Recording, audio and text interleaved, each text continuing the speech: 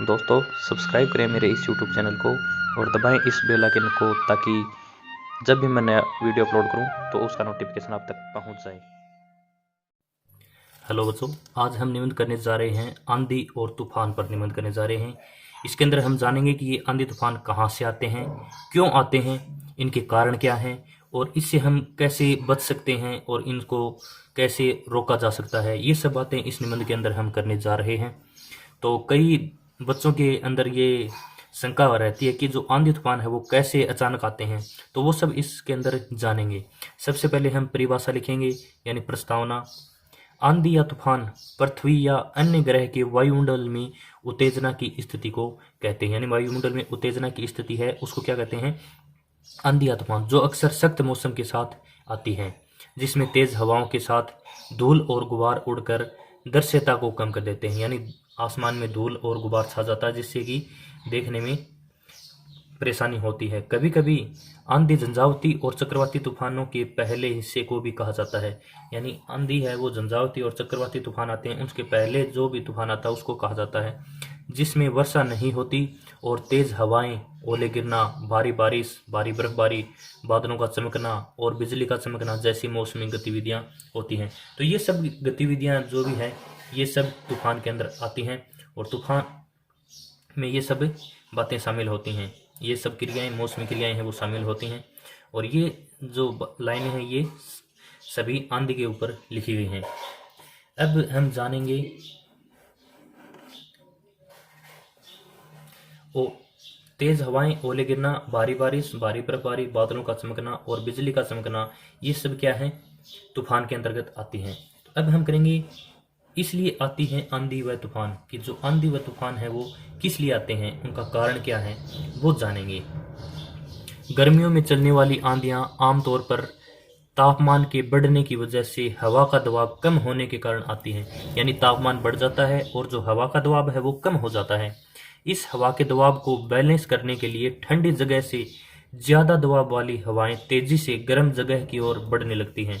यानी जहाँ का मौसम ठंडा है वहाँ की जो हवाएं हैं वो तेजी से गर्म इलाकों की तरफ बढ़ने लगती हैं, जो अपने साथ धूल भरी आंधियां लेकर आती हैं। यानी वो जब बढ़ती हैं तो बढ़ने के साथ साथ उनका जो प्रभाव है वो भी बढ़ता जाता है और साथ में धूल भी लेकर आती हैं, जो आगे बढ़कर आंधी का रूप ले लेती हैं। यानी धीरे धीरे बढ़ते बढ़ते वो क्या है, बड़ा रूप लेकर आंधी और तूफान का रूप ले लेती हैं।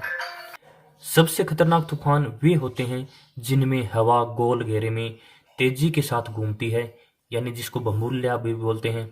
इस तरह के तूफानों को बवंडर, चक्रवात या हरिकेन भी कहा जाता है। ये सबसे खतरनाक तूफानों के नाम हैं, बवंडर, चक्रवात व हरिकेन।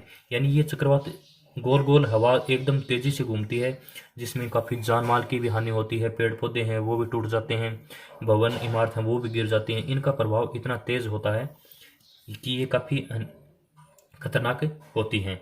तब हम इसकी कुछ हानि करेंगे, इससे क्या हानि हो सकती है।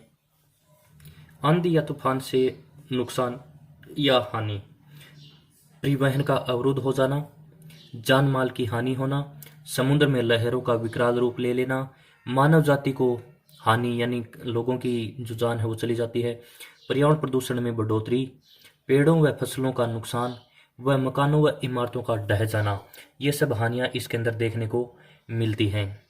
तो काफ़ी ज़्यादा इसमें नुकसान होता है। अब हम उपाय यानी इनको रोका कैसे जा सकता है, इन आंधियों को, इन तूफानों को क्या उपाय हम कर सकते हैं जानेंगे। आंधी तूफान को रातों रात रोकना मुमकिन नहीं है, यानी इसको रातों रात रोकना आसान नहीं है, मुमकिन नहीं है। इस तरह की प्राकृतिक आपदाओं पर काबू पाने के लिए हमें पेड़ों की कटाई पर रोक करनी होगी, जंगलों के संरक्षण पर जोर देना होगा। यानी हम उपाय कर सकते हैं, इनको रोक नहीं सकते। पेड़ों के साथ साथ हमें CFC गैसों का बढ़ना भी रोकना होगा। इसके लिए फ्रिज, एयर कंडीशनर जैसी चीज़ों के इस्तेमाल पर कम करना होगा और प्रदूषण रोकने के हर संभव उपाय करने होंगे। इससे क्या है कि जो बवंडर हैं उनका प्रभाव इतना तेज नहीं होगा और बहुत कम आंधियां व तूफान आएंगे। अब निष्कर्ष: आंधी और तूफान एक आकस्मिक मौसमी घटना है जिसका आने का अंदेशा किसी को पहले नहीं होता, यानी इसके आने की जो सूचना है वो पहले किसी को नहीं होती है।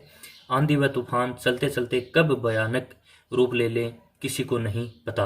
इसलिए यदि आप घरों में हैं तो खिड़की के पास खड़े न हो, यानी आप घरों के अंदर हैं तो खिड़की के पास नहीं खड़े होना है।